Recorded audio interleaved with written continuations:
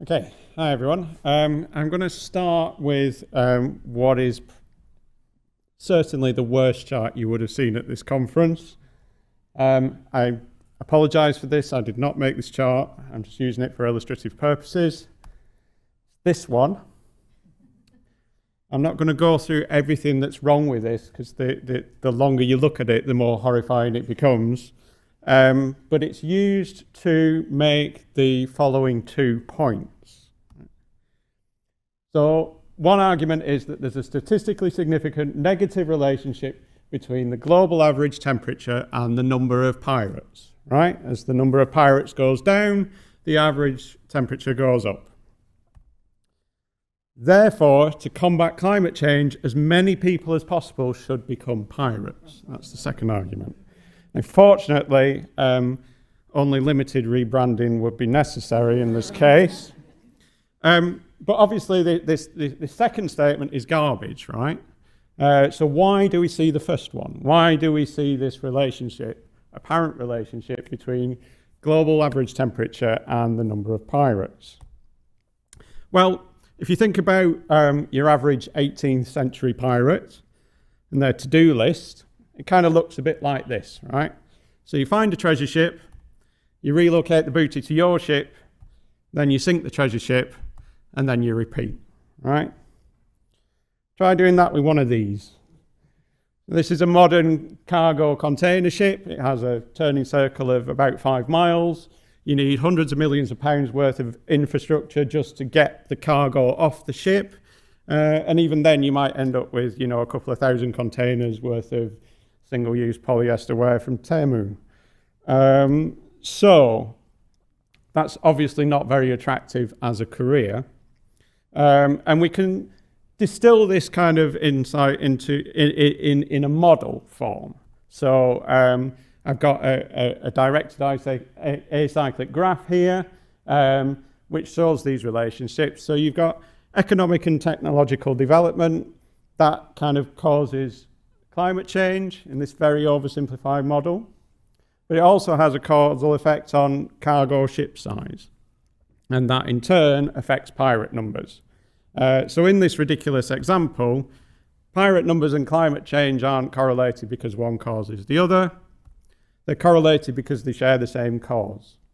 But let's take a step back here and think about how this might be useful for like real life problems that we might actually want to try and solve. So very often we're interested in the difference between the outcome we observe under some treatment and what we would have observed if the treatment hadn't been applied. So if we think back to Chris's example earlier, when we're thinking about the community of care work and the effect on bed days and how fast somebody is able to be discharged. Or we could be thinking about what would the survival rate have been if we hadn't given people the drug? What would costs have been if we hadn't implemented the efficiency drive? And this what would have been, we call the counterfactual. And the observed minus the counterfactual, that's our causal effect. That's what we're interested in measuring. So how do we estimate the counterfactual, first of all? I mean, we don't have a time machine. So we can't go back in time and just not run the intervention and then see what would have happened, right? Well, we've got a few options. One that's commonly used is a sort of before and after kind of study. So we take a measurement before, we run our intervention, and then we take a measurement after. And we assume that the difference between the two is our causal effect, right? So we're using the before as a proxy for our counterfactual, for what would have happened if we hadn't run the intervention. The problem is that this generally only works if there's no confounding variables. And we'll talk a little bit about what confounding is in a minute. Another option is randomized controlled trials. So in those, the control group acts as our proxy for the counterfactual. So that's an option. And the third one I want to talk about today is causal inference, which is using a causal model to estimate the counterfactual from the observed data. In fact, you can think of randomized controlled trials as kind of like a special case of causal inference where we are controlling the treatment assignment, and that which allows us to treat the control as a proxy for the counterfactual. So I've got an example of a causal model here. This is just a really simple one. It involves people who are hospitalized due to severe COVID-19. Doctors wanted to treat them with steroids, and they wanted to know what's the effect of giving these people steroids on their 28-day survival. But because steroids themselves have pretty severe side effects, they were only giving the steroids to people who were below a certain age threshold, right?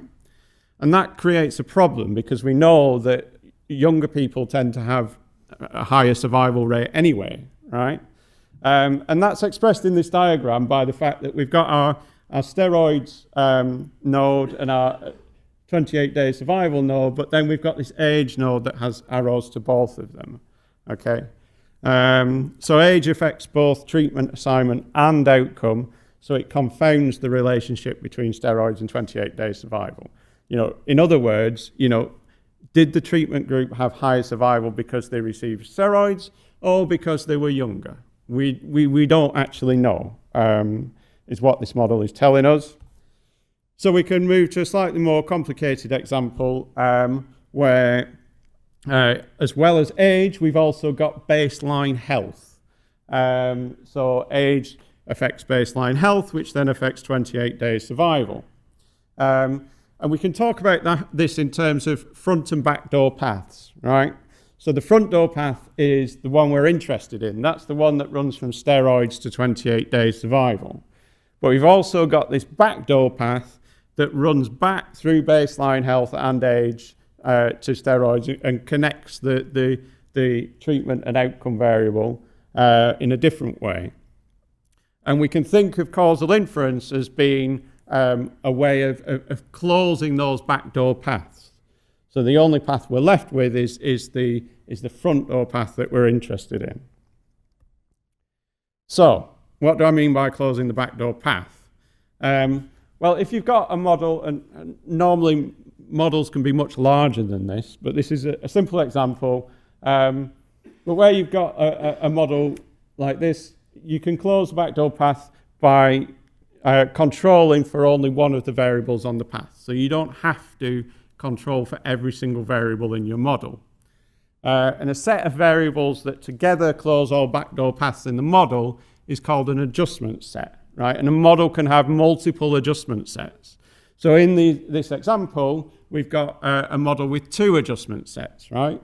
So we can either control for age, or we could control for baseline health. We don't need to control for both, because just one is sufficient to close the backdoor path. So in terms of how we actually go about that, there's a few different methods that can be used.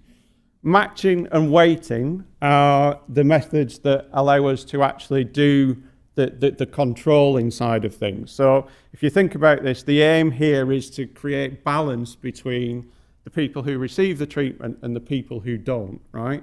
So what we're trying to do is get to that state that you have in a randomized controlled trial where we can say, actually, our treatment group and our control group are the same in every meaningful respect, apart from the fact that one gets a treatment and one doesn't, right?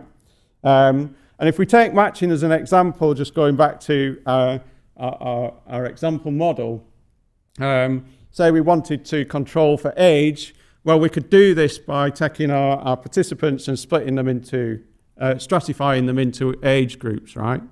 And then you calculate the stratum-specific treatment effects for each age group.